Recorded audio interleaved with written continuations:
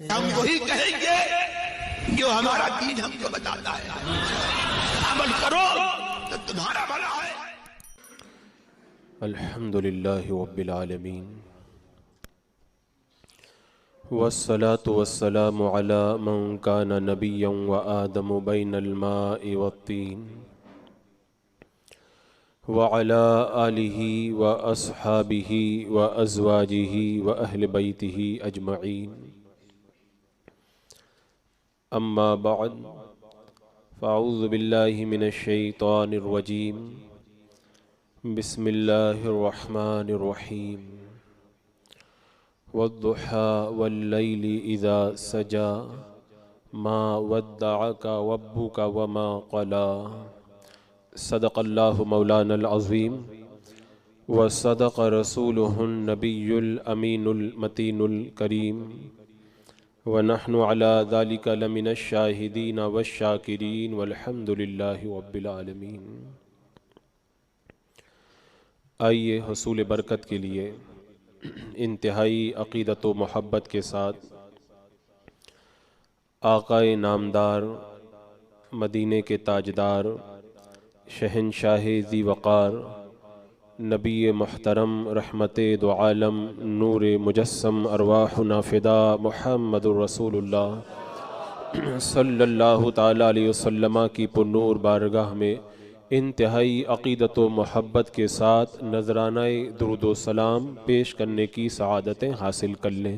اللہم صلی علی سیدنا و شفیعنا و حبیبنا و مولانا محمد و بارک وسلم صلاة و سلام علیک یا رسول اللہ صلی اللہ تعالیٰ علیہ وسلم۔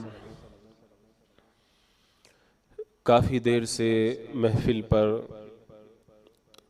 قادری رنگ چڑھا ہوا تھا اور ہم اور آپ سب اس مقدس کلام سے محظوظ ہو رہے تھے جس کلام کو لکھنے والے خود قطب زمان، غوث الاقواس، قطب الاقطاب، ہم سب کے پیر اور سارے پیروں کے پیر حضور سیدنا شیخ عبد القادر جیلانی غوث العظم دستگیر رضی اللہ تعالیٰ عنہ ہیں۔ جب سرکار غوث العظم دستگیر رضی اللہ تعالیٰ عنہ کے فضائل و کمالات کا یہ عالم ہے تو نبیوں کے سردار کے فضائل و کمالات کا عالم کیا ہوگا؟ اور پھر کچھ دیر کے لیے رنگ تاج الشریعہ بھی دیکھنے کو ملا۔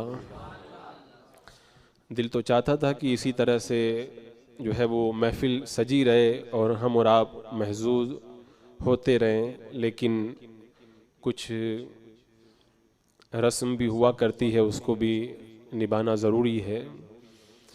کل جناب محب محترم مدعی خیر الانام صادق رضوی صاحب قبلہ سے میں نے پوچھا تھا کہ مجھے کس عنوان سے کچھ پیش کرنا ہے، تو گفتگو کے دوران یہی سمجھ لیجئے کہ یہی حکم ہوا کہ سرکار دو عالم نور مجسم صلی اللہ تعالیٰ علیہ وسلم کے حسن و جمال کے حوالے سے کچھ گفتگو کی جائے۔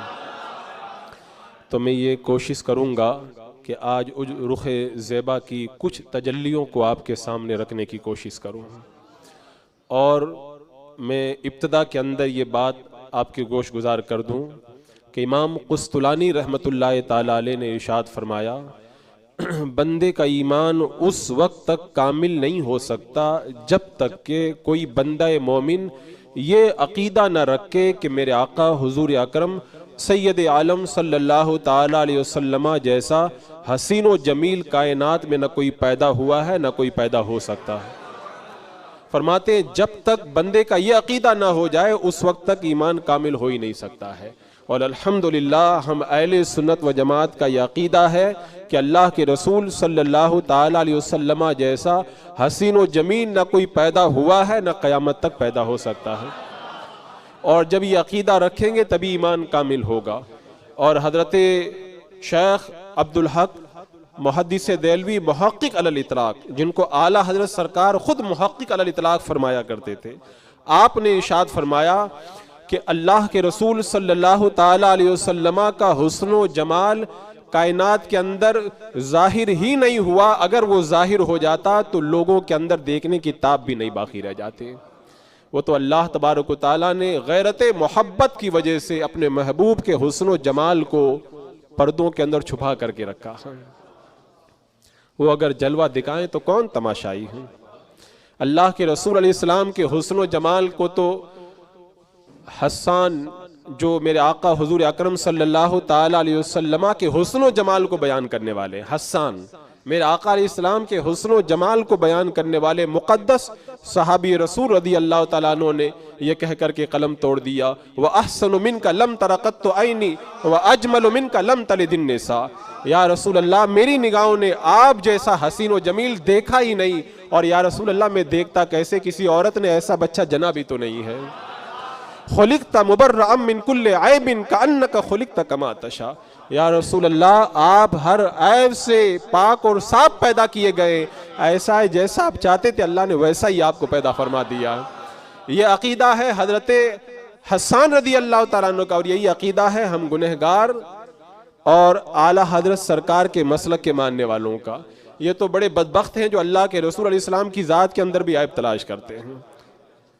اور حسان الہند کی بھی آپ سن لیں، حسان الہند بریلی کے تاجدار، ہم غرباء اہل سنت کے مددگار، اعلیٰ حضرت سرکار رضی اللہ تعالیٰ عنہ نے بھی یہاں پر حضرت حسان رضی اللہ تعالیٰ عنہ کے لب و لہجے کے اندر بڑی پیاری جو ہے وہ بات فرمائی کہ لم یات نظیروں کا فی نظرن، یعنی یا رسول اللہ میری نظر کے اندر آپ جیسا آج تک کوئی نظر نہیں آیا۔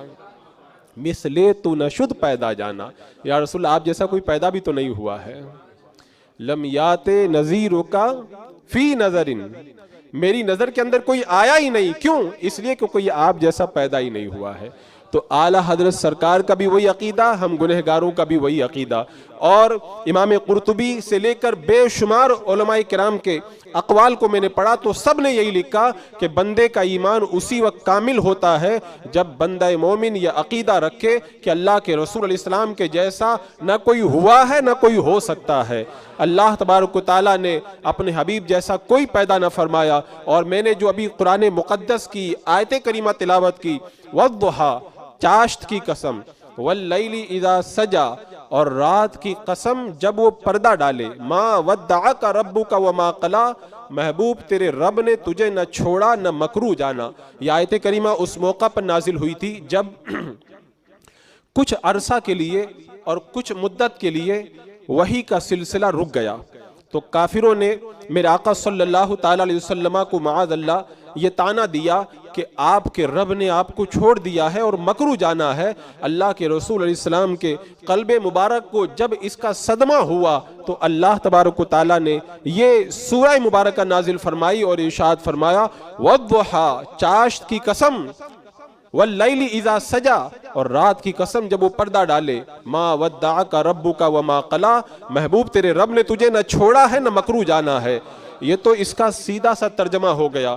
اب ایک بڑی لذیذ، بڑی میٹھی اور بڑی حلاوت سے بڑی پیاری تفسیر جو مفسرین نے اس کی ایک فرمائی ہے وہ یہ ہے، چاشت سے مراد ہے میرے آقا صلی اللہ تعالی علیہ وسلم کا رخ زیبا، واللیل اذا سجا رات کی قسم، اور رات سے مراد ہے میرے آقا صلی اللہ تعالی علیہ وسلم کے مقدس شانوں پر لٹکتے ہوئے پیارے پیارے گیسو۔ وہ جو اعلیٰ حضرت سرکار نے کہا تھا نا کہ ہے کلام الہی میں شمس الضحیٰ، تیرے چہرہ نور فضا کی قسم، قسم شب تار میں راز یہ تھا کہ حبیب کی زلف دوتا کی قسم۔ یعنی قسم تو اجالوں کی کھائی جاتی ہے، اندھیروں کی قسم نہیں کھائی جاتی ہے۔ اللہ تبارک و تعالیٰ نے چاشت کے اجالے کی بھی قسم یاد فرمائی اور رات کے اندھیرے کی بھی قسم یاد فرمائی، تو اعلیٰ حضرت سرکار فرماتے ہیں اجالے کی قسم تو اس لیے یاد فرمائی اے محبوب تیرا چہرہ ہی اتنا بارونق ہے، اور رات اور اندھیروں کی قسم نہیں کھائی جاتی ہے۔ اللہ تبارک و تعالیٰ نے رات کی قسم یاد فرمائی، قسم شب تار میں راز یہ تھا کہ حبیب کی زلف دوتا کی قسم۔ یعنی یا رسول اللہ یہ رات کی اندھیریوں کی قسم نہیں ہے، یہ آپ کی مقدس ان کالی کالی شانوں پہ لٹکتی ہوئی زلفوں کی قسم اللہ تبارک و تعالیٰ یاد فرما رہا ہے۔ اللہ اکبر۔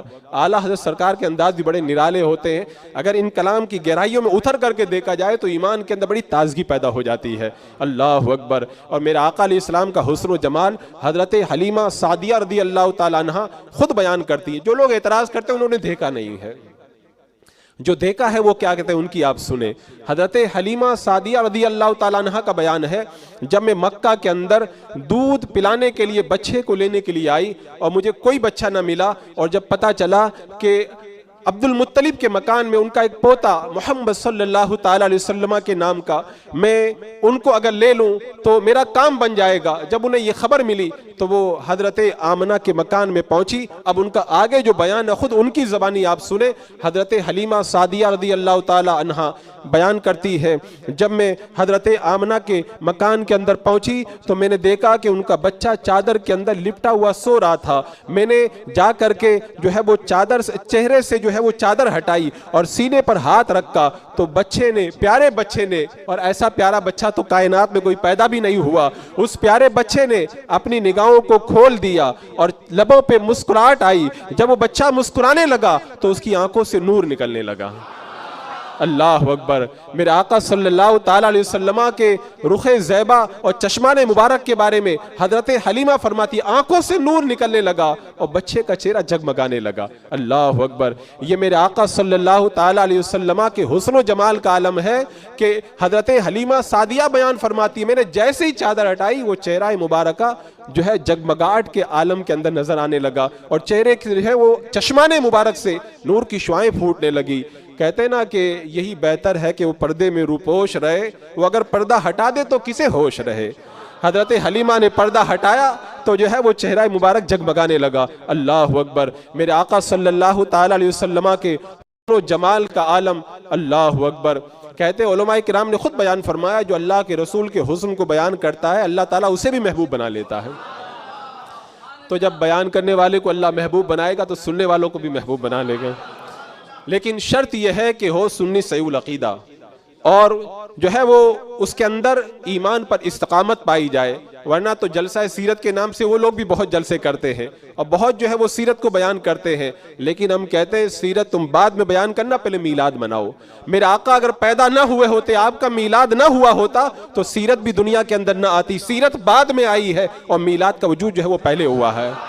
تو الحمدللہ ہم اہل سنت و جماعت پہلے جلسہ جشن عید میلاد النبی مناتے ہیں اور اس کے بعد میں جلسہ سیرت النبی صلی اللہ تعالیٰ علیہ وسلم کا بھی انعقاد کرتے ہیں۔ اللہ اور یہاں پر میں آگے بڑھنے سے پہلے ایک بات یہ بھی بتا دوں، یہ جب اس طرح کی محفلیں ہم سجاتے ہیں تو کہتے ہیں کہ وہ ناجائز و حرام بلکہ معاذ اللہ شرک تک کہہ دیا جاتا ہے۔ ان کو اتنا بھی سمجھ میں نہیں آتا کہ جب ہم جشن عید میلاد النبی صلی اللہ تعالیٰ علیہ وسلم کا انعقاد کرتے ہیں تو اس کا مطلب یہ ہوتا ہے کہ ہم یہ بتاتے ہیں کہ اس دن اور اس رات کے اندر اللہ کے رسول علیہ السلام پیدا ہوئے۔ تو ہم نے جب یہ کہہ دیا کہ میرے آقا پیدا ہوئے تو اس کا مطلب ہی یہی ہوا کہ وہ خدا کے بندے ہیں، کیونکہ جو خدا ہوتا ہے وہ پیدا نہیں ہوتا، جو بندہ ہوتا ہے وہی پیدا ہوا کرتا ہے۔ تو شرک کا مطلب تو یہ ہوتا ہے کہ خدا کے ساتھ میں کسی اور کو خدا ماننا یا اللہ کی صفات کی طرح کسی اور کی صفات ماننا۔ تو ہم نے تو جشن عید میلاد منا کر کے بتا دیا ہمارے آقا خدا نہیں ہے بلکہ خدا کے بندے ہیں اور اس دن کے اندر آپ کی ولادت ہوئی ہے۔ اللہ اکبر۔ لیکن وہ عقل کے اندھے اس باریک سے نقطے کو بھی جو ہے نہیں سمجھ پاتے۔ تو میرے آقا صلی اللہ تعالیٰ علیہ وسلم کے حسن و جمال کا عالم حضرت جابر بن سمورہ رضی اللہ تعالیٰ عنہ صحابی رسول کی آپ سنیں، وہ آپ بیان فرماتے ہیں ایک بار چاندنی رات کے اندر جو ہے وہ چاند جگمگا رہا تھا، 14ویں رات کا چاند چمک رہا تھا۔ میرے آقا صلی اللہ تعالیٰ علیہ وسلم باہر تشریف لائے، سرخ دھاری دار چادر آپ زیب تن کے ہوئے تھے۔ اب حضرت جابر بن سمورہ نے کیا کیا، میرے آقا علیہ السلام کے رخ زیبا کو دیکھا۔ اچھا ایک بات میں یہاں پر یہ بڑی پیاری بات بھی آپ کے سامنے رکھ دوں، کوئی چاہے ساری زندگی سجدے کے اندر رہے، اپنے زمانے کا غوث ہو جائے، کتب ہو جائے، ساری زندگی انگاروں پہ سجدہ کرے، ساری زندگی کانٹوں پر بیٹھ کر کے عبادت کرے، لیکن وہ اس مقام تک نہیں پہنچ سکتا جو مقام ایک بار اللہ کے رسول علیہ السلام کے چہرہ مبارکہ کو دیکھنے سے میسر آ جاتا۔ حسن و جمال کی جو میں بات کر رہا ہوں، اس حسن و جمال کا کیا کہنا کہ اس حسن کا ایک نظارہ اگر کوئی کر لے تو ایک نظر کر لے اور اس کے بعد میں کوئی نماز پڑھنے کا موقع بھی نہ ملے، ابھی ایمان لایا، ایک مرتبہ چہرہ مبارک کو دیکھ لیا اور فوراً انتقال ہو جائے، اور اس کے بعد میں کوئی بندہ 1000 سال تک عبادت کرے، اس ایک نظر کا جواب نہیں لا سکتا ہے۔ اس لیے کہ ایک نظر دیکھنے سے بندہ ایمان کے ساتھ میں صحابی بن جاتا ہے، اور کوئی غوث اور قطب کچھ بھی بن جائے لیکن صحابی کے مقام تک نہیں پہنچ سکتا ہے۔ اچھا، یہ جب وہابیوں کے سامنے یہ بات آتی ہے تو اس کے اندر وہ جو ہے وہ توڑ مروڑ شروع کر دیتے ہیں۔ وہ یہ کہتے ہیں کہ صحابہ کا جو مقام بڑا ہے وہ مقام اس لیے بڑا ہے کہ انہوں نے دین کی بڑی خدمات انجام دی ہے۔ میں کہتا ہوں ساری خدمات تسلیم ہے، لیکن میں اس صحابی کی بات کر رہا ہوں جو ایمان لائے اور ایمان لانے کے بعد میں فوراً انتقال کر جائے میرے آقا علیہ السلام کا دیدار کر کے۔ اس صحابی نے تو کوئی دین کی خدمت نہیں کی، کیا کوئی غوث اور قطب اس صحابی کے برابر ہو سکتا ہے؟ نہیں ہو سکتا۔ تو اس کا مطلب یہ ہوا صحابہ کی جو فضیلت ہے وہ عبادتوں کی بنیاد پر، دینی خدمات کی بنیاد پہ نہیں ہے، وہ ساری فضیلت اس چہرہ مصطفیٰ کو دیکھنے کی بنیاد پہ۔ تو حضرت جابر بن سمورہ رضی اللہ تعالیٰ عنہ نے جب اللہ کے رسول علیہ السلام کو چاندنی رات کے اندر دیکھا، میرا آقا علیہ السلام سرخ دھاری دار چادر کو زیب تن کیے ہوئے تھے۔ میری جو ہے وہ ہمارے ماں باپ اور ہم سب کی عزت قربان ہو حضرت جابر بن سمورہ کے اوپر، ان آنکھوں کے اوپر جس مسلمان نے دیکھا انہیں ایک نظر، اس نظر کی بصارت پہ لاکھوں سلام۔ حضرت جابر بن سمورہ کی قسمت کا کیا کہنا، انہوں نے اللہ کے رسول علیہ السلام کا دیدار کیا اور چاندنی رات میں کیا، اور ایسے حسین انداز میں کیا، کہتے میں آسمان کے چاند کو دیکھنے لگا اور پھر اللہ کے رسول علیہ السلام کے چہرہ مبارک کو دیکھنے لگا۔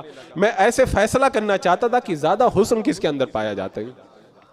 کہتے میری نظر آسمان کے چاند کی طرف جاتی، پھر آمنہ کے لال کی طرف جاتی، بار بار میں اسی طرح نظر کرنے لگا۔ آخر میں نے یہ فیصلہ کیا کہ آسمان کے چاند سے زیادہ آمنہ کا چاند خوبصورت ہے۔ یہ حضرت جابر بن سمورہ کا بیان ہے۔ یہاں پر علماء اہل سنت نے بڑی پیاری باتیں ارشاد فرمائی، فرماتے ہیں کہ یہ تو بالکل ظاہر سی بات ہے کہ آسمان کا چاند کہاں اللہ کے رسول علیہ السلام کے رخ زیبا کا مقابلہ کر سکتا ہے۔ آسمان کا چاند صرف رات میں چمکتا ہے، اور اللہ کے رسول علیہ السلام کا رخ زیبا رات میں بھی چمکتا ہے اور دن میں بھی چمکتا ہے۔ آسمان کا چاند پورے طور پر صرف مہینے میں 3 دن چمکتا ہے، اور اللہ کے رسول علیہ السلام ہمیشہ چمکتے رہے اور آج بھی چمک رہے ہیں۔ آسمان کا چاند چمکتا ہے لیکن اس کو کبھی کبھی گرہن بھی لگ جاتا ہے، لیکن رخ مصطفیٰ پہ کبھی گرہن نہیں لگا، وہ چہرہ ہمیشہ جو ہے وہ جگمگاتا ہی رہا۔ اور آسمان کا چاند جب جگمگاتا ہے تو صرف جسموں کو روشن کرتا ہے، اور جو مدینہ منورہ وہ جس سہانی گھڑی چمکا طیبہ کا چاند، اس دل افروز ساعت میں لاکھوں سلام، وہ چاند جب چمکا تھا تو اس چاند نے جسموں کو بھی روشن کیا اور جسموں کے اندر چھپے ہوئے دلوں کو بھی روشن کر دیا تھا۔ تو اس چاند اور اس چاند کا آپس میں کوئی مقابلہ ہی نہیں ہے۔ آسمان کا چاند یہ اگر کوئی دیکھ لے تو آج تک ہم نے نہیں سنا کہ کسی نے آسمان کے چاند کو دیکھ کر کے اپنی انگلیوں کو کاٹ لیا ہو، نہیں سنا۔ لیکن اللہ کے رسول علیہ السلام کے حسن کا صدقہ حضرت یوسف علیہ السلام کو ملا، تو اس صدقے کا یہ عالم ہے کہ ان کو دیکھ کر کے مصر کی عورتوں نے اپنی انگلیوں کو کاٹ لیا تھا۔ اچھا، یہاں پہ یہ انگلیوں کاٹنے والی ایک بات آئی تو حسن مصطفیٰ کا ایک نظارہ اور سن لے۔ حضرت شاہ ولی اللہ محدث دہلوی رحمۃ اللہ تعالیٰ علیہ کے والد حضرت شاہ عبد الرحیم رحمۃ اللہ تعالیٰ علیہ فرماتے ہیں، میں نے ایک بار خواب میں اللہ کے رسول علیہ السلام کا دیدار کیا اور میں نے کہا یا رسول اللہ، حضرت یوسف علیہ السلام کے بارے میں تو ہم نے روایتوں میں پڑھا ہے کہ مصر کی عورتوں نے جب ان کے حسن کو دیکھا تو اپنی انگلیوں کو کاٹ لیا، اور حضرت یوسف علیہ السلام کا حسن یہ تو آپ کے حسن کا صدقہ ہے، لیکن آپ کے بارے میں کوئی ایسی روایت ہم تک نہیں پہنچی کہ آپ کے حسن کو دیکھ کر کے کسی نے اپنی انگلیوں کو کاٹا ہو۔ اللہ کے رسول علیہ السلام نے فرمایا کہ اللہ تبارک و تعالیٰ نے غیرت محبت کی وجہ سے میرے حسن کو پردوں میں چھپا کر کے رکھا ہے۔ یہ غیرت، اور صوفیاء کرام فرماتے ہیں کہ اللہ تبارک و تعالیٰ نے اپنے حبیب علیہ السلام کے حسن کو بشریت کے 70,000 پردوں میں چھپا کر کے رکھا ہے۔ اگر وہ پردے ہٹا دیے جاتے تو وہی جو کہا نا کہ جب وہ جلوہ دکھائیں تو کون تماشائی ہو. پھر کسی کے اندر وہ تاب نہ ہوتی کہ اللہ کے رسول علیہ السلام کے حسن و جمال کا نظارہ کر لیتا. یہ تو اللہ تبارک و تعالیٰ نے غیرت محبت کی وجہ سے اپنے حبیب کے حسن کو پردوں میں چھپا کر کے رکھا ہے. عزیزان مکرم، میرے آقا صلی اللہ تعالیٰ علیہ وسلم کے حسن و جمال کا عالم یہ ہے کہ آسمان کا چاند دیکھ کر کے کوئی اپنی انگلیوں کو نہیں کاٹتا، لیکن میرے آقا صلی اللہ تعالیٰ علیہ وسلم کا حسن کا نظارہ کرتے کرتے کتنے لوگوں نے اپنے سروں کو کٹا لیا. اسی کو بیان کرتے ہوئے اعلیٰ حضرت سرکار نے بڑی پیاری عکاسی کی تھی کہ حسن یوسف پہ کٹی مصر میں انگشتان زنا، سر کٹاتے ہیں تیرے نام پہ مردان عرب. یعنی یا رسول اللہ، وہاں مصر کی بات تھی، یہ عرب کی بات ہے. ادھر عورتوں کی بات تھی، ادھر مردوں کی بات ہے. ادھر کٹی تھی، ادھر کٹی نہیں بلکہ کٹاتے ہیں. اور یا رسول اللہ، وہاں پہ کٹی تھی وہ ایک بار کی بات ہے، یہاں کٹاتے ہیں. یعنی یہ قیامت تک سلسلہ چلتا رہے گا. اور میرے آقا صلی اللہ علیہ وسلم دنیا سے ظاہری پردہ فرما گئے، اور آج بھی لوگ ان کے نام پہ سر کٹا رہے ہیں. نہیں دیکھا ابھی چند سال پہلے ممتاز قادری کا جو مسئلہ سامنے آیا، اور دیگر بہت سارے عشاقوں کا معاملہ سامنے آیا. یہ قیامت سلسلہ چلتا رہے گا. کیوں؟ انہوں نے جمال مصطفیٰ کا دیدار کر لیا، تو پھر اب وہ اس پہ جان لٹانے کے لیے ہمہ وقت تیار نظر آتے ہیں. اچھا، میرے آقا صلی اللہ تعالیٰ علیہ وسلم کے حسن و جمال کے بارے میں صحابہ کرام نے اپنے اپنے طور پر جو ہے وہ تشبیہ دی. حضرت ربی رضی اللہ تعالیٰ عنہ سے جب پوچھا گیا کہ اللہ کے رسول علیہ السلام کا حلیہ مبارکہ بیان کیجئے، وہ کیسے حسین تھے، تو حضرت ربی نے کہا بیٹا میں کیا بتاؤں، ایسا لگتا تھا جیسے ان کے چہرہ مبارکہ سے چاند طلوع ہو رہا ہے. حضرت ابو ہریرہ رضی اللہ تعالیٰ عنہ سے پوچھا گیا تو آپ نے فرمایا ایسا لگتا تھا جیسے آپ کے رخ زیبا کے اندر سورج رواں دواں ہے. اور اسی طرح ایک اور صحابی نے حضرت جابر نے غالباً اللہ کے رسول علیہ السلام کے حسن و جمال کو چاند اور سورج سے تشبیہ دی. یہ صرف تشبیہ دی ہے، لیکن اللہ کے رسول علیہ السلام کے حسن و جمال کو نہ تو تارے کی طرح کہا جا سکتا ہے، کیونکہ میرے امام نے کہہ دیا صبح و طیبہ میں ہوئی بڑھتا ہے باڑا نور کا، صدقہ لینے نور کا آیا ہے تارا نور کا. یا رسول اللہ، آسمان کا تارا آپ کے حسن و جمال کا کیا مقابلہ کرے گا؟ آپ تو جب مکہ میں طلوع ہوئے تھے تو آپ کے حسن کا صدقہ لینے کے لیے خود تارا آسمان سے زمین پہ اتر آیا تھا. اور میرے آقا علیہ السلام کے حسن و جمال کا مقابلہ جو ہے وہ چاند کیا کر سکتا ہے، سورج کیا کر سکتا ہے؟ خورشید تھا کس زور پر، کیا بڑھ کے چمکا تھا قمر، بے پردہ جب وہ رخ ہوا یہ بھی نہیں وہ بھی نہیں. اللہ اکبر. قمری بلبل نے گل ان کو کہا، قمری نے سروے جاں فضا، حیرت نے جھنجلا کے کہا یہ بھی نہیں وہ بھی نہیں. اللہ اکبر. میرے آقا علیہ السلام کے حسن و جمال جب اس سلسلے میں روایتوں کا مطالعہ کیا جاتا ہے تو دل میں تمنا پیدا ہوتی ہے کہ نہ جانے کب وہ وقت آئے گا، اور دنیا میں نہیں تو انشاءاللہ قبر کے اندر تو آئے گا ہی، جب اللہ کے رسول علیہ السلام کا حسن و جمال ہماری نگاہوں کے سامنے ہوگا. ایک بار میرے آقا صلی اللہ تعالیٰ علیہ وسلم آپ مدینہ منورہ کے باغات میں تشریف لے گئے. باہر سے ایک قافلہ آیا ہوا تھا اور غالباً وہ کھجوروں کی خریداری کے لیے آئے ہوئے تھے. تو میرے آقا علیہ السلام سے جب ان کی گفتگو ہوئی تو اللہ کے رسول علیہ السلام نے ان سے پوچھا کہ تم اپنے اونٹ کو بیچتے ہو؟ انہوں نے کہا بیچتے ہیں. میرے آقا علیہ السلام نے معاملہ طے فرمایا کہ اتنے سا کھجوروں کے بدلے میں نے تمہارا اونٹ خرید لیا. اب اللہ کے رسول علیہ السلام نے فرمایا میں کوئی خریداری کے ارادے سے تو آیا نہیں تھا، لہذا میں اونٹ کو لے کر کے جاتا ہوں اور اتنی کھجوریں میں تمہارے پاس میں بھجوا دیتا ہوں.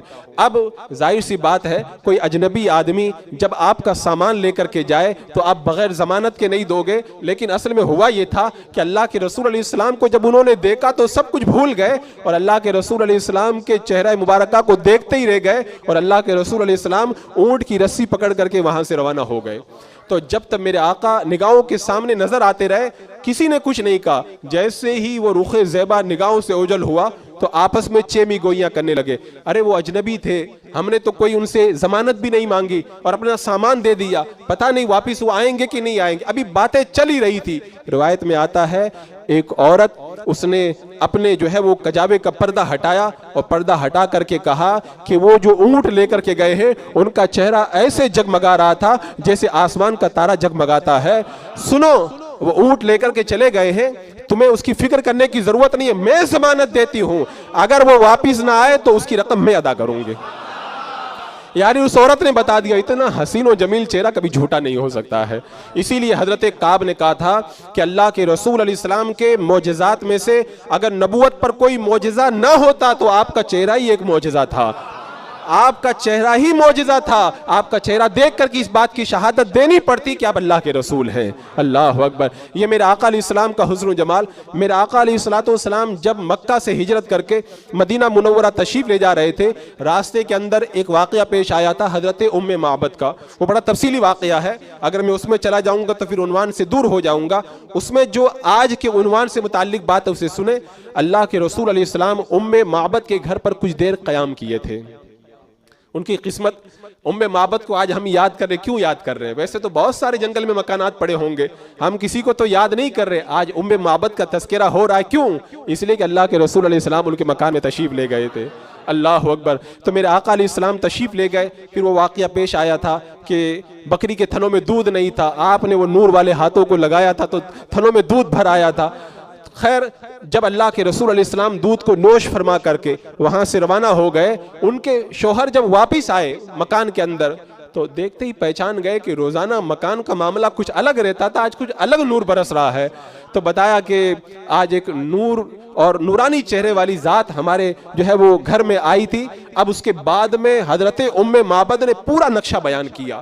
عربی زبان کے اندر جو حضرت ام معبد نے میرے آقا علیہ السلام کی حسن و جمال کو بیان کیا, اس کو اسی زبان میں آپ پڑھیں گے تو آپ کی روح جھوم جائے گی. اللہ اکبر. حضرت ام معبد کی فصاحت پہ میں قربان. اللہ نے کیسی فصیح زبان انہیں عطا فرمائی تھی. انہوں نے فصیح زبان کے اندر میرے آقا کا پورا نقشہ اپنی زبان کے اندر اتار دیا. لیکن ان کا جو آخری جملہ ہے وہ سننے کے لائق ہے. کہنے لگی کہ وہ اتنے حسین تھے, جب دور سے آ رہے تھے تب تو حسین لگ رہے تھے, جب قریب آئے تو اور زیادہ حسین لگ رہے تھے. عام طور پر حسن کے بارے میں آپ نے دیکھا ہوگا, کچھ لوگ پاس میں سے اچھے لگتے ہیں, دور جا کر کے وہ اتنے حسین نہیں لگتے. کچھ لوگ دور سے اچھے لگتے ہیں لیکن قریب آتے تو اتنے خوبصورت نہیں لگتے. حضرت ام معبد اس جملے کے اندر میرے آقا کا حسن پورا پرو دیا. کہا دور سے دیکھا تو بہت حسین نظر آ رہے تھے, قریب آئے تو اور زیادہ حسین نظر آنے لگے. تو میرے آقا علیہ السلام کے حسن و جمال کا یہ عالم. ایک صحابی میرے آقا علیہ السلام کی بارگاہ میں حاضر ہوئے, چہرے پر کچھ اداسی کے آثار نظر آئے. اللہ کے رسول علیہ السلام نے ارشاد فرمایا, کیا بات ہے تمہارے چہرے پر کچھ اداسی کے آثار نظر آ رہے ہیں؟ ان کا نام تھا حضرت ثوبان رضی اللہ تعالیٰ عنہ. انہوں نے عرض کی, یا رسول اللہ, جب میں اپنے گھر پہ ہوتا ہوں آپ کی یاد آتی ہے, میں اٹھ کر کے محفل میں آ جاتا ہوں. اللہ اکبر. وہ قسمت تھی, جب یاد آتی تھی محفل میں آ جاتے تھے. محفل میں آ جاتا ہوں, لیکن آج جب میں آپ کے رخ زیبا کو دیکھ رہا ہوں تو آپ کی رخ زیبا کو دیکھ کر کے دل کو قرار آتا ہے. میرے دل میں یہ خیال آیا, کل جب مرنے کے بعد میں اللہ تبارک و تعالی ہمیں آپ کے صدقے میں جنت عطا فرمائے گا, آپ تو جنت کے بڑے اعلیٰ درجوں کے اندر ہوں گے, ہم گنہگار تو وہاں تک نہیں پہنچ سکیں گے. تو میں اس لیے اداس ہو گیا ہوں کہ میں جنت میں آپ کا دیدار کیسے کروں گا. اس ایک عاشق نے اپنی تمنا کا اظہار کیا کہ رخ زیبا حسن و جمال کو میں دیکھنا چاہتا ہوں یا رسول اللہ, دنیا میں بھی اور مرنے کے بعد بھی. اور صحابہ کا تو نظریہ یہ تھا کہ اگر اللہ کے رسول کا رخ زیبا نگاہوں کے سامنے نہ ہو تو آنکھوں کی کوئی ضرورت ہی نہیں ہے. اور یہ صرف جو ہے وہ محبوبانہ قصہ اور کہانی نہیں ہے, یہ حقیقت ہے. حضرت عبداللہ بن زید رضی اللہ تعالیٰ عنہ اپنے کھیت میں کام کر رہے ہیں, ان کو آ کر کے کسی نے خبر دی کہ اللہ کے رسول کا وصال ہو گیا. کہا تم صحیح کہتے ہو؟ ہاں. کہا وصال ہو گیا. کہا یا اللہ, میں نے جن آنکھوں سے تیرے محبوب کا دیدار کیا ہے, اب تیرے محبوب اگر دنیا میں نہیں رہے, میں نہیں چاہتا کہ اب ان آنکھوں سے کسی اور کو دیکھوں. اللہ میری آنکھوں تو واپس لے لے. انہوں نے دعا کی, فوراً اللہ تبارک و تعالیٰ نے ان کی آنکھوں کی روشنی کو اٹھا لیا. یہ ان کی تمنا حقیقت تھی. ایسا نہیں کہ آج کل کے شاعروں کی طرح کہ میں اپنے محبوب کے در پہ اپنے پلکوں سے جو ہے وہ کھٹکھٹاتا ہوں اپنے پلکوں سے, نہیں, یہ حقیقت ہے. تو صحابی کہنے لگے کہ یا رسول اللہ, میں جب بھی تمنا کرتا ہوں آپ کی بارگاہ میں آ جاتا ہوں, لیکن جب آپ جنت میں اعلیٰ مقامات میں ہوں گے تو آپ کا دیدار کیسے کروں گا. ان کی تمنا پہ اللہ نے قیامت تک کے مومنوں کو بشارت عطا فرما دی. آیت کریمہ نازل ہوئی, وَمَن يُطِعِ اللَّهَ وَالرَّسُولَ فَأُولَٰئِكَ مَعَ الَّذِينَ أَنْعَمَ اللَّهُ عَلَيْهِم مِّنَ النَّبِيِّينَ وَالصِّدِّيقِينَ وَالشُّهَدَاءِ وَالصَّالِحِينَ وَحَسُنَ أُولَٰئِكَ رَفِيقًا. اللہ تبارک و تعالیٰ نے اس آیت کریمہ کے اندر اپنے حبیب کے اطاعت گزاروں کو یہ بشارت دے دی کہ کل قیامت کے دن اللہ تبارک و تعالیٰ تمہیں اپنے محبوبین کا ساتھ عطا فرمائے گا. تو جو اللہ کے رسول علیہ السلام سے پیار کرے گا وہ جنت کے اندر بھی ان کا دیدار کرے گا. اب یہ مطلب نہیں کہ جنت میں ساتھ میں دیدار، میرا آقا علیہ الصلوۃ والسلام کا دیدار چاہے کسی بھی درجے سے ہو، لیکن محبین کو اللہ تعالیٰ دیدار عطا فرمائے گا۔ تو یہ، اور اللہ کے رسول علیہ السلام کی محبت کے لیے ایمان شرط ہے۔ میں یہ بات اس لیے عرض کر رہا ہوں کہ کچھ لوگ یہ سوال کرتے ہیں کہ جب اللہ کے رسول علیہ السلام کا حسن و جمال اتنا عظیم تھا تو کافر دیکھ کر کے آپ پہ فدا کیوں نہ ہوئے؟ جیسے ابو جہل نے ایک بار کہا تھا اللہ کے رسول علیہ السلام کو، معاذ اللہ، جو میں ان الفاظ کو اپنی زبان سے نہیں ادا کرتا، اس نے اللہ کے رسول علیہ السلام کے حسن پر اعتراض کیا تھا۔ جب صدیق اکبر کے پاس بات گئی تو آپ نے کہا یا رسول اللہ آپ تو بڑے حسین ہیں۔ تو اللہ کے رسول علیہ السلام نے کہا ابو جہل نے بھی صحیح کہا ہے، ابو بکر نے بھی صحیح کہا ہے۔ پوچھا گیا یا رسول اللہ یہ دونوں باتیں کیسے صحیح ہو جائیں گی؟ آپ نے فرمایا میں اپنے رب کا آئینہ ہوں، جو جیسا ہوگا میں اس کو ویسا ہی نظر آؤں گا۔ تو ابو جہل وہ برا ہے تو اس کو برائی نظر آئی، صدیق اکبر عاشق رسول ہے، انہیں اللہ کے رسول علیہ السلام کا حسن و جمال نظر آیا۔ تو میں عرض یہ کر رہا تھا کہ اللہ کے رسول علیہ السلام کا حسن و جمال جب اتنا عظیم ہے تو کافر جو ہے وہ اللہ کے رسول علیہ السلام کے حسن و جمال کو کیوں نہ دیکھ پائے اور کیوں نہ سمجھ پائے؟ تو اس کے لیے میں نے بتایا کہ اس حسن کا نظارہ کرنے کے لیے یہ آنکھیں نہیں چاہیے، ایمان کی آنکھیں چاہیے۔ اچھا، اس پر ایک بات اور یاد آ گئی، جب ہم قبر میں جائیں گے ہم سے یہ سوال ہوگا، تیسرا سوال، ما کنت تقول فی شان ھذا الرجل، اس مقدس ذات کے بارے میں تم کیا کہتے ہو؟ وہ جب آقا آئیں گے قبر میں لہرائیں گے تا حشر چشمے نور کے، جلوہ فرما ہوگی جب طلعت رسول اللہ کی، وہ آقا آئیں گے تو پھر سوال ہوگا، تو ہم کہیں گے تو میرے آقا ہیں، یہ تو وہی ہیں جن پر میں صلاۃ والسلام پڑھا کرتا تھا۔ یہ سوال ہم سے ہوگا اور انشاءاللہ ہم یہ جواب دیں گے۔ لیکن ابو جہل وغیرہ نے تو اللہ کے رسول علیہ السلام کو دیکھا تھا، اور کافروں کے بارے میں آیا ہے اس تیسرے سوال کے جواب میں بھی وہ یہی کہیں گے ہاں لا ادری، ہاں لا ادری، ہائے ہائے میں نہیں جانتا کہ یہ کون ہے۔ تو اب سوال یہ ہے ابو جہل نے دیکھا تھا، قبر میں جا کر کے یہ کیوں کہتا ہے کہ میں نہیں جانتا؟ ہم نے نہیں دیکھا ہے لیکن ہم قبر میں جا کر کے کہیں گے کہ ہاں یہ میرے آقا ہے۔ تو یہ بات تو تھوڑی سمجھنے والی ہے، وہ پہچانتے ہیں، ہم نے دیکھا نہیں، ان کو کہنا چاہیے تھا میں پہچانتا ہوں، لیکن ہم کہہ رہے ہیں کہ ہم پہچانتے ہیں۔ تو علماء نے بیان فرمایا ایک ہے ماتھے کی آنکھیں، ایک ہے دل کی آنکھیں۔ ابو جہل نے جو دیکھا تھا یہ سر کی آنکھوں سے دیکھا تھا، بندہ جب مر جاتا ہے تو یہ آنکھیں بند ہو جاتی ہے اور دل کی آنکھیں کھل جاتی ہے۔ ابو جہل نے دل کی آنکھوں سے نہیں دیکھا تھا، تو جب قبر میں کفار پہنچتے ہیں تو دنیا کی آنکھیں بند ہو گئی اور دل کی آنکھیں ان کی اندھی تھی، وہ نہ پہچان پائے۔ ہم نے ان آنکھوں سے تو نہیں دیکھا، اللہ تعالیٰ نصیب فرما دے، لیکن دل کی آنکھوں سے ہم نے دیکھا ہے، تبھی تو ان کا ہم نے کلمہ پڑھا ہے۔ جب قبر میں جائیں گے یہ آنکھیں کھل جائیں گی تو ہم پہچان جائیں گے یہ تو ہمارے آقا ہیں۔ تو میں عرض یہ کر رہا تھا کہ ایمان کی آنکھیں چاہیے، تو اس کے لیے روایت موجود ہے۔ حضرت ایک صحابی بیان کرتے ہیں کہ جب یمامہ کی جنگ ہوئی تو یمامہ کا سردار سمامہ بن اسال یہ قیدی بنا کر کے اللہ کے رسول علیہ السلام کی بارگاہ میں لایا گیا۔ میرے آقا صلی اللہ تعالیٰ علیہ وسلم نے انہیں مسجد نبوی کے ستون سے باندھ دیا، باندھا ہوا ہے، اور 3 دن تک بندہ رہا۔ روزانہ اللہ کے رسول علیہ السلام آتے تھے، اب 5 وقت نماز میں آتے تھے، 5 وقت دیدار کرتا تھا، اور میرے آقا علیہ السلام نے اسے کوئی تبلیغ نہیں کی کہ تو اسلام لے ہا۔ بس اللہ کے رسول صلی اللہ تعالیٰ علیہ وسلم نماز کے لیے تشریف لاتے اور اپنے حجرے میں تشریف لے جاتے، پھر نماز کے لیے آتے اپنے حجرے میں تشریف لے جاتے۔ کچھ باتیں زبان سے کہی جاتی ہیں، کچھ کام نظروں سے ہو جایا کرتا ہے۔ اللہ اکبر۔ جب تیسرا دن آیا اللہ کے رسول علیہ السلام تشریف لائے، کہا ان کو کھول دو، اور کہا جاؤ تم کو آزاد کر دیا۔ اب وہ آزاد ہو گئے تو ان کو چلے جانا چاہیے تھا، لیکن روایتوں میں آتا ہے وہ مسجد نبوی سے نکلے، اللہ کے رسول علیہ السلام نماز پڑھانے کے لیے مصلی پر تشریف لے گئے۔ اب وہ سمامہ بن اسال گئے باغ کے اندر، غسل کیا اور غسل کر کے مسجد نبوی میں دوبارہ آ گئے۔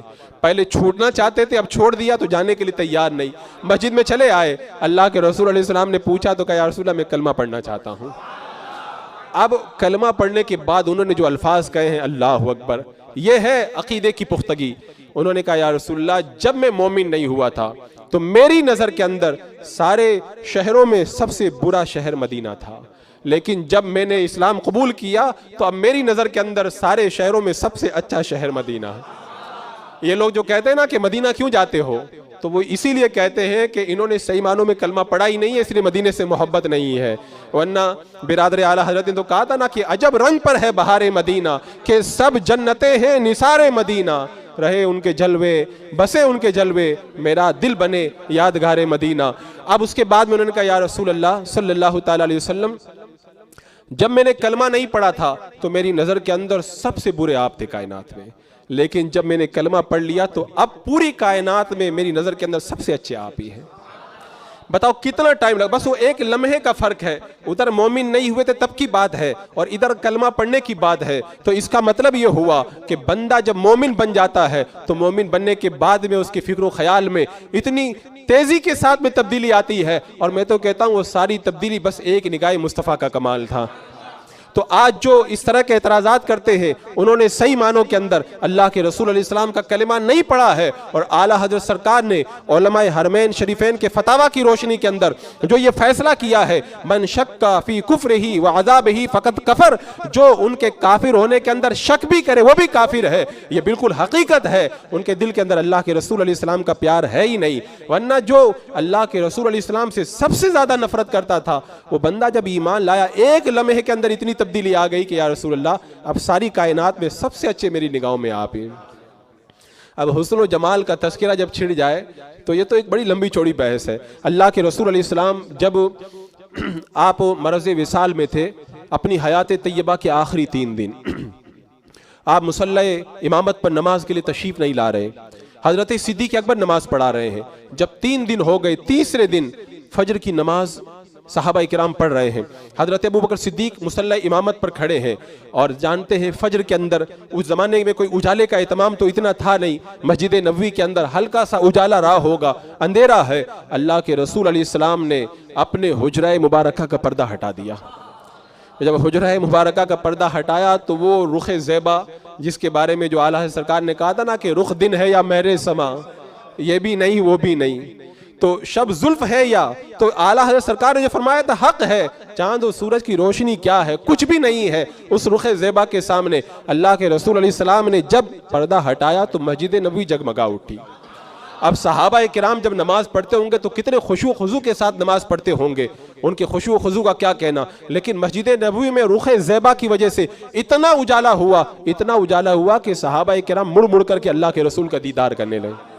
اچھا، نماز کی حالت میں دیدار مصطفیٰ کرنے سے نماز میں کوئی فرق نہیں پڑتا، یہ تو وہابیوں کی نماز ہے جو انہوں نے کہا ہے کہ معاذ اللہ نبی کا خیال آ جائے۔ اس کے بعد میں جو بھونڈے الفاظ انہوں نے لکھے ہیں وہ تو اللہ تبارک و تعالیٰ قیامت کے دن انہیں جہنم کے اندر سزا دے گا۔ تو صحابہ کرام، اب ظاہر سی بات ہے جو صفیں بالکل حجرہ مبارکہ کی سمت میں تھی وہ تو کنکیوں سے دیکھ رہے ہوں گے، لیکن جو اگلی صفوں میں تھے ان کو تو مڑ مڑ کر کے دیکھنا پڑا ہوگا۔ اور صحابی کا بیان ہے جب اللہ کے رسول نے حجرے کا پردہ ہٹایا تو آپ کا رخ زیبا ایسے تھا جیسے قرآن مقدس کا ورق۔ اب قرآن مقدس کا ورق کیوں کہا، یہ بھی ایک بڑی لمبی چوڑی بحث ہے، بس آسان لفظوں میں اسے یہ سمجھ لیں کہ قرآن جن جو ہے معانی اور جن خزانوں کا جامع ہے اس سے تشبیہ دی کہ جس طرح قرآن کے اندر معارف کے خزانے چھپے ہوئے ہیں ایسے رخ مصطفیٰ کے اندر بھی بے شمار خزانے موجود ہیں۔ اللہ اکبر۔ اب صدیق اکبر رضی اللہ تعالیٰ عنہ اور صحابہ کرام قریب تھا کہ نماز توڑ دے، میرا آقا علیہ السلام نے ہاتھ سے اشارہ کیا اپنی نماز کو مکمل کرو، لیکن ظاہر سی بات ہے جب رخ زیبا بے نقاب ہو گیا تب پھر اب صحابہ کا دھیان تو ادھر ہی جائے گا، میرے آقا نے پردہ گرا دیا، صحابہ کرام نماز میں مصروف ہو گئے۔ تو یہ ہے حسن و جمال مصطفیٰ کہ اللہ کے رسول علیہ السلام اگر فجر کے اندھیرے میں بھی اگر چہرے سے پردہ ہٹا دے، اللہ وہ زمانہ تاریک ہو رہا ہے کہ مہر قب سے نقاب میں ہے۔ اعلیٰ سرکار نے فرمایا تھا نا کہ یا رسول اللہ ایک بار اور جلوہ دکھا دے تاکہ دل کی ساری تاریکیاں دور ہو جائیں۔ حضرت عائشہ صدیقہ رضی اللہ تعالیٰ عنہ کا بیان ہے، میں کپڑا سل رہی تھی اور سوئی گم کر دی میں نے، اور چراغ بجھ گیا، چراغ میں یا تو تیل ختم ہو گیا یا بجھ گیا۔ اللہ کے رسول علیہ السلام تشریف لائے، جب آپ مسکرائے تو دندان مبارک سے ایسا اجالا نکلا کہ میں نے سوئی کو تلاش کر لی۔ سوئی کو تلاش کرنے کے لیے معمولی روشنی کافی نہیں ہوا کرتی۔ اور ایک بات اور بتاؤں، علماء نے لکھا ہے کہ یہ ایک بار کا واقعہ نہیں ہے، حضرت عائشہ بیان فرماتی ہیں کہ ایسا کئی بار ہوا، اللہ کے رسول علیہ السلام تشریف لاتے تھے، حجرے میں اندھیرا ہوتا تھا، اجالا ہو جاتا تھا۔ یہاں پر ایک اعتراض ہمارے اوپر یہ کیا جاتا ہے کہ اللہ کے رسول علیہ السلام کو جب اہل سنت و جماعت نور مانتے ہیں تب پھر حضرت عائشہ کو اپنے کمرے میں چراغ جلانے کی ضرورت کیوں پڑتی تھی؟ اللہ کے رسول تشریف لے آتے، اجالا ہو جاتا۔ تو میں کہتا ہوں کہ اجالا تو ہے لیکن وہ پردوں میں چھپا ہوا اجالا تھا، کبھی بے نقاب ہو جایا کرتا تھا تو اجالا پھیل جایا کرتا تھا، ورنہ اگر بات کی جائے تو کیا فرشتے نور نہیں ہیں؟ سب کا عقیدہ ہے فرشتے نور ہیں، اور ہر بندے کے پاس میں کرامن کاتبین موجود ہیں، تو پھر ہمیں لائٹ جلانے کی ضرورت کیوں پڑتی ہے؟ ہمیں لائٹ جلانے کی ضرورت کیوں پڑتی ہے؟ تو نور موجود ہے پھر بھی ہم لائٹ جلاتے ہیں، اس کا مطلب یہ ہوا کہ نور ہر جگہ جو ہے بے نقاب نہیں ہوا کرتا ہے۔ اللہ کے رسول علیہ الصلوۃ والسلام کا نور مبارک جب بے نقاب ہوتا تھا تو اجالا پھیل جایا کرتا تھا۔ تو اللہ کے رسول علیہ السلام کے حسن و جمال کا یہ عالم کہ کائنات کے اندر آج جتنا بھی اجالا نظر آ رہا ہے، چاہے وہ ایمان کا اجالا ہو، چاہے معاشرتی اجالا ہو، چاہے معاشی اجالا ہو، چاہے اور کسی بھی شعبے کا اجالا ہو، سارا اجالا اس حسن مصطفیٰ کا صدقہ ہے۔ اور آپ دیکھیں اللہ کے رسول علیہ السلام کے حسن و جمال پہ کیسے کیسے فدائی۔ حضرت ابو ہریرہ رضی اللہ تعالیٰ عنہ کا بیان ہے، اللہ کے رسول علیہ السلام تشریف فرما ہے اور صحابہ بیٹھے ہوئے ہیں، اچانک اللہ کے رسول علیہ السلام محفل مبارک سے اٹھے اور اٹھ کر کے تشریف لے گئے۔ اب ہم انتظار میں تھے آقا تشریف لائیں گے، کافی دیر گزر گئی، ہمیں یہ ڈر ہوا کوئی دشمن آپ کو تکلیف نہ پہنچا دے، تو ہم اٹھ کر کھڑے ہوئے۔ سب سے پہلے میں اٹھا، اللہ کے رسول علیہ السلام کی تلاش میں نکل پڑا، اور تلاش کرتے کرتے میں ایک باغ کے پاس پہنچا۔ باغ کے طرف میں نے جب چاروں طرف گھوم کر کے دیکھا، مجھے کوئی دروازہ نظر نہیں آیا، تو جس سے پانی آ رہا تھا اسی نالی کے راستے سے باغ کے اندر داخل ہو گیا، وہاں پہ اللہ کے رسول علیہ السلام موجود تھے۔ یہاں پہ اگر اس حدیث کی میں تفصیل کروں تو یہ خود ایک مکمل تقریر ہے۔ سب سے پہلی بات تو یہ سمجھنی چاہیے، حضرت ابو ہریرہ اللہ کے رسول علیہ السلام کی تلاش میں نکل پڑے، تو ان کو کیا پتا تھا کہ اللہ کے رسول علیہ السلام اسی راستے سے گئے ہیں؟ تو علماء نے بیان فرمایا میرے آقا جس راستے سے جاتے تھے خوشبو بتا دیتی تھی کہ اللہ کے رسول یہاں سے تشریف لے گئے ہیں۔ گزرے جس راہ سے میرے آقا صلی اللہ تعالیٰ علیہ وسلم، ہاں وہ ساری زمین جہنبر سارا بن جایا کرتی تھی، اللہ کے رسول علیہ السلام کی خوشبو سے وہاں پہ پہنچ گئے۔ اور پھر دوسرا سوال یہ کہ باغ کا دروازہ تھا، دروازہ ابو ہریرہ کو نظر نہیں آیا رضی اللہ تعالیٰ عنہ، وہ نالی کے راستے سے گئے۔ اصل میں ہوا یہ تھا کہ حضرت ابو ہریرہ نے جب کافی دیر تک اللہ کے رسول کے روح زیبا کو نہیں دیکھا تو پھر وہ اسی جلوے میں گم تھے اور دروازہ نہ دیکھ پائے، کیونکہ ایک بار اللہ کے رسول علیہ السلام نے حضرت ابو ہریرہ سے کہا تھا ابو ہریرہ دن چھوڑ کے ملا کرو محبت بڑھے گی۔ کہا ٹھیک ہے یا رسول اللہ، اٹھ کے چلے گئے، اور بھی بیچ کے اندر کوئی چیز آڑ بن گئی، اللہ کے رسول کا رخ زیبا نظر نہ آیا، مڑ کر کے واپس آئے گا یا رسول اللہ بیچ میں وہ تھوڑی آڑ آ گئی تھی تو میرا دل بے چین ہو گیا، میرے آقا کا چہرہ نظر نہیں آ رہا۔ آپ فرماتے ہیں دن چھوڑ کر کے ملا کرو، جب میں چند لمحے کے لیے صبر نہیں کر پاتا تو ایک دن کیسے انتظار کروں گا میں؟ تو حضرت ابو ہریرہ محبت کے اندر، وارفتگی کے اندر دروازہ نہیں دیکھ پائے۔ یہاں پہ وہ بھی عقیدے کی بات بتا دوں، وہابیہ وغیرہ جو اعتراض کرتے ہیں کہ معراج کی رات جب اللہ کے رسول علیہ السلام نے بیت المقدس میں سارے نبیوں کو نماز پڑھائی تھی تو پھر آسمانوں کے سفر میں حضرت جبریل کو بار بار کیوں بتانا پڑ رہا تھا کہ یہ حضرت آدم علیہ السلام ہے، یہ حضرت یوسف علیہ السلام ہے؟ تو وہاں پر بھی علماء نے یہی کہا اللہ کے رسول علیہ السلام نے ابھی امامت کی ہے مسجد بیت المقدس میں، لیکن اب جو بتانا پڑ رہا اس کی وجہ یہ ہے کہ اللہ کے دیدار کے اندر میرے آقا علیہ الصلوۃ والسلام کی ساری توجہ ادھر ہی لگی ہوئی ہے، اور جب توجہ جب کسی طرف لگی رہتی ہے تو پہچان والے بھی پہچان میں نہیں آتے۔ تو حضرت ابو ہریرہ رضی اللہ تعالیٰ عنہ نالی کے راستے سے اندر گئے اور میرے آقا علیہ السلام کا دیدار کیا تو ان کے دل کو تسلی ہوئی، اور پھر تفصیلی حدیث پاک ہے۔ تو عرض کرنے کا مقصد یہ ہے کہ حضرت ابو ہریرہ اور صحابہ چند لمحے نہیں دیکھتے تھے تو بیتاب ہو جایا کرتے تھے۔ اور حضرت جبریل علیہ السلام، ایک بات یہ بھی اعتراض کے طور پر کہی جا سکتی ہے کہ آپ کہتے ہو کہ اللہ کے رسول علیہ السلام سب سے زیادہ حسین، صحابہ نے کہا، لیکن ساری کائنات میں سب سے حسین اگر کسی کو کہا جائے تو اس کے لیے ضرورت اس بات کی ہے کہ جب سے دنیا بنی ہے تب سے لے کر قیامت تک سارے لوگوں کو دیکھ لیا جائے، جب دیکھو گے تبھی تو فیصلہ کرو گے ان سب میں سب سے حسین ہے۔ تو اگر صحابہ نے کہا تو پہلے والوں کے حسن کو نہیں دیکھا، اگر ہم کہہ رہے ہیں تو بعد والوں کے حسن کو نہیں دیکھا، تو پھر یہ فیصلہ کیسے صحیح ہوگا؟ تو اب فیصلہ اسی سے کروایا جائے جس نے سب کو دیکھا ہے، جس نے سب کو دیکھا ہے۔ تو اللہ تبارک و تعالیٰ نے تو اس آیت کریمہ میں فرمائی دیا وَالضُّحَىٰ وَاللَّيْلِ اِذَا سَجَىٰ، لیکن حضرت جبریل امین کیا فرماتے ہیں؟ حضرت جبریل امین فرماتے ہیں میں نے مشارق و مغارب کو دیکھا، یعنی سارے مشرقوں کو دیکھا، سارے مغربوں کو دیکھا، اور سارے مشرق و مغرب دیکھنے کا مطلب یہ ہے کائنات کے چپے چپے کو دیکھا، کائنات کے گوشے گوشے کو دیکھا، میں نے ساری چیزوں کو کھنگال کھنگال کے دیکھا، لیکن یا رسول اللہ میں نے آپ سے بہتر کوئی نہیں دیکھا۔ تبھی تو میرے امام نے کہا تھا، یہی بولے سدرا والے چمنے جہاں کے تھالے، سبھی میں نے چھان ڈالے، تیرے پائے کا نہ پایا، تجھے یک نے یک بنایا، تجھے حمد ہے خدایا، تجھے حمد ہے خدایا۔ تو اگر کسی اور کی بات نہ مانی جائے کہ تم نے سب کو نہیں دیکھا ہے، تم کون ہوتے ہو فیصلہ کرنے والے؟ تو حضرت جبریل امین نے سب کو دیکھا، وہ فیصلہ کر رہے ہیں۔ یا رسول اللہ آپ کی طرح کوئی حسین و جمیل نہیں ہے۔ اللہ اکبر۔ میرا آقا علیہ السلام کا حسن و جمال، حضرت زید بن حارثہ یہ غلام بنا کر کے بیچے گئے اور حضرت خدیجہ نے ان کو خریدا رضی اللہ تعالیٰ عنہ۔ حضرت خدیجۃ الکبریٰ رضی اللہ تعالیٰ عنہ نے ان کو میرے آقا علیہ السلام کی خدمت میں پیش کر دیا۔ اب حضرت زید بن حارثہ کے والد اپنے بیٹے کے غم کے اندر اتنے بے چین تھے، انہوں نے بڑے دردناک اشعار لکھے، میرا بیٹا اگر مل جائے تو میں ان کی محبت میں یہ کروں وہ کروں۔ ان کے اشعار کو جب لوگ سنتے تھے تو ان کے دل جو ہے وہ کٹ کر کے رہ جاتے تھے۔ اپنے بیٹے کی تلاش میں انہوں نے نہ جانے کیا کچھ کوششیں کی کہ میرا بیٹا مجھے مل جائے تو میں ساری دنیا دینے کے لیے تیار ہوں۔